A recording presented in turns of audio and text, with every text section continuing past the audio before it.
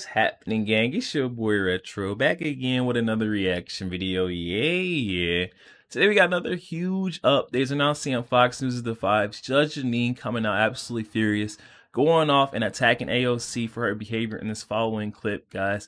This is all in response to, the U.S. Supreme Court's monumental decision, left a shockwave on the left, this, ruling in favor of Donald Trump's presidential immunity. AOC coming out with some egregious claims after that, saying that she's going to file articles of impeachment on our U.S. Supreme Court justice and the U.S. Supreme Court. It just doesn't make sense.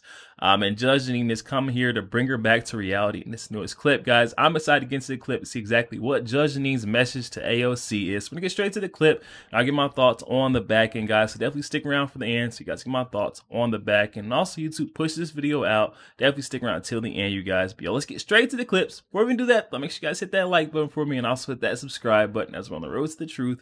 Hop aboard for the journey. Let's get into it, y'all. We begin with Judge Jeanine Pirro, the Five co-host. Judge, great to have you here. I've been watching you throughout the morning. First, I want to get your reaction as we do continue to hear from members of Congress, as obviously the political fallout of this we have yet to fully see. She plans to file articles of impeachment, Judge. Here's the tweet. Throw it up on the screen. The Supreme Court has become consumed by a corruption crisis beyond its control, she writes. Today's ruling represents an assault on American democracy. Now it's up to Congress to defend our nation from this authoritarian capture, she writes. I intend on filing articles of impeachment upon our return. To you, Judge. Sandra, whenever anyone on the left talks about an assault against democracy, you know that it has little, if any, meaning. That's their go-to line when they don't have a substantive argument. Look, our government is set up in a way that there are three branches. The Supreme Court is a branch that has final decision on legal decisions in this country. They are not willing to accept it if it doesn't align with their political ideology. And this is part of the institutional breakdown of our government. We are now in a scenario where the left and the people who call themselves progressive are not willing to accept a 6-3 decision by the Supreme Court. But make no mistake, there have been administrations, there have been politicians who have been in disagreement with decisions for the last 150 years. But now, all of a sudden, they think they should be able to impeach a Supreme Court justice. Look, a lawyer can be brought before the grievance committee for trashing a Supreme Court justice. And the sad part about all of this is there is a final ruling in this case. Their hatred for Donald Trump, their political ideology that causes them to support someone ideologically or cognitively declined is something that they consider paramount, and they're willing to do anything to destroy our system. Well, Judge, the timing of this decision has really allowed the Biden campaign to turn the page on the aftermath of the debate. And we just had a campaign call that we listened in on where former Capitol Police Officer Harry Dunn, who's now part of the Biden campaign, spoke to this. Listen to what he said. Okay. My message today is simple. This is not a drill. Donald Trump is the single greatest threat to the United States of America in a generation. We can't let him anywhere near the Oval Office again. We can't count on the Supreme Court or any institution to hold him responsible. It's going to be up to the voters in November. Well, go ahead. What's the response to that? My first response is, if this guy was a member of law enforcement, I feel terrible for anyone that had contact with him. Number two, he's a former officer. Number three, explain why Donald Trump is ahead in so many states, especially those swing states that are so important. Look, these people have a big mouth. They speak about things that the American people are not aligned with. And when the United States Supreme Court makes a decision as important as this one, the Supreme Court speaking for the first time, because no other president has ever been criminally indicted for actions while in office, it's about time we listened. I want to read just a little bit from the majority opinion written by Justice Roberts. The president is entitled at a minimum to a presumptive immunity from prosecution for all his official acts. That immunity applies equally to all occupants of the Oval Office, regardless of politics, policy, or party. Will Sharp, member of President Trump's legal team, joined me earlier on the Faulkner Focus with his response to all of it. They've recognized a very broad doctrine of criminal immunity for former presidents. I think there are some choice paragraphs in there from Chief Justice Roberts criticizing the haste with which this prosecution has proceeded. The Biden campaign of lawfare against President Trump has just been dealt a decisive blow by the U.S. Supreme Court. Really interesting part of that, Judge. Yeah. Well, the fact is that the Supreme Court also attacked not just Jack Smith. I mean, this is a court that has ruled against him unanimously in the past. He is not considered an ethical prosecutor. He's the one who indicted the former governor of Virginia. That case was overturned. He has a political agenda. But what I think is so significant about the Supreme Court's decision is not the final recognition that when a president is engaging in official acts that involve core essential presidential duties, he has absolute immunity. And then, of course, it's remanded to the lower court to determine what are official versus unofficial acts. And for official acts, he has presumptive immunity. But they knocked down some of the indictment.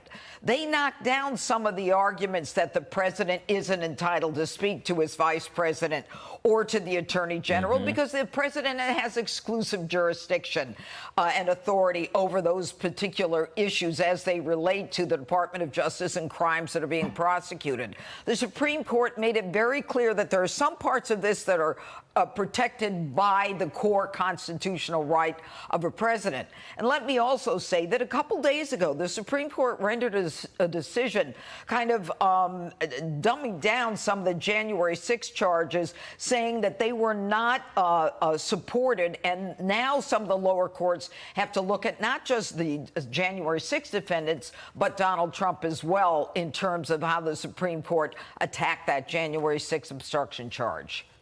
Judge, I just want to sort of circle back to where we started, which was with AOC calling for articles of impeachment following this ruling. And you had heard ahead of this decision, top Democrats, Chuck Schumer among them, you know, asking for Justices Alito and Thomas to recuse themselves from this case, making allegations about impartiality questions. What kind of an impact does it have when you have our elected leaders sort of questioning the credibility of the court? Well, I think it has a huge impact, and I think that the Supreme Court has of late been subject to tremendous criticism. And I think that, you know, there's a reason that our founding fathers wanted these justices to serve for life. I mean, they should not be affected by the mob or by the criticisms or the attempts to impeach. And I think that more than anything, they recognize how important their job is. In this case, Gorsuch said it himself. It's not just about the case before us. This is a case for the ages. And they knew that. And that's what the decision reflects. Such a great point. All great points, Judge. Thank you so much for joining us. We'll see you on the 5 tonight. I'll be there. Okay. Yo, there we have it, guys. Take this as another huge win for Trump, guys, his team. We've got, you know, representatives like AOC coming out absolutely frantic, panicking, vowing to file articles of impeachment against U.S. Supreme Court justices. I mean, just let you know how desperate the left is getting, guys. They're at the end of their road. We're getting to that point where Trump has, you know, truly surpassed all the obstacles that they've put in front of him. You know, this U.S. Supreme Court ruling in favor of his immunity just built a very steep slope uphill battle for all the prosecutors, these rogue justices that have been coming after Donald Trump with this weaponization of the Department of Justice system. And that's why we got, you know, Representative AOC so upset, you know, ready to go off on the U.S. Supreme Court justice, because she believes that was their last, you know, their last hope, their last effort to be able to nab Donald Trump. But now he's just that much further away from them. You know, U.S. Supreme Court just put Donald Trump, like I like to say, up on top of a mountain, guys. And they don't want to climb that mountain to be able to go up to get Donald Trump. They wanted it to be easy. They wanted to, you know, get that low-hanging fruit. U.S. Supreme Court just made it that much harder, ruling in favor. And, they, you know, they have to think about that, though. They have to think about, just like Judge Jeanine, you know, laid out very beautifully, you know, they have to think about this is a case for the ages. They can't just think about, hey, I'm ruling in favor of Donald Trump or I'm slamming down on presidential immunity today and it won't matter down the road. No, this is going to be looked back upon, you know, and referenced. And that's the point we've been preaching this entire time. We had, you know, figures like Jack Smith, Tanya Chutkan. They were waiting for that ruling from the Supreme Court. We were saying it was going to take some time. We may not get it until, we were thinking mid-July. Been saying for months that this was going to be one of those decisions that's going to take some time. U.S. Supreme Court justice is going to take all factors in accountability consideration before they make the ultimate decision. You know, it's one that's going to be referenced or looked back on. They can't rule against presidential immunity here, and then, you know, going down in the future, this will get ruled down, it'll get slammed down on, you know, future presidents. This could, you know, way past Donald Trump's time, affect future presidents. So the Supreme Court, I feel like, made the right decision here, granting Donald Trump that presidential immunity. Of course, is going to upset those figures on the left who have been trying to come after Donald Trump, nail into by any means necessary. They will get him. This just makes him that much more unreachable, guys. Definitely hop in the comments section, though.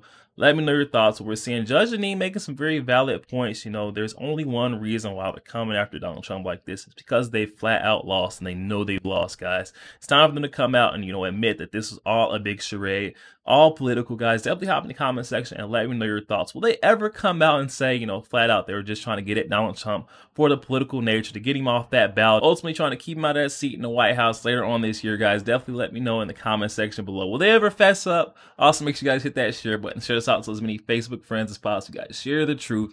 Also, make sure you guys hit that like button. Doesn't cost one thing. You guys hit that like button for your boy, and also hit that subscribe button as we're on the road to the truth. Hop aboard for the journey. I'll catch you guys on the next week.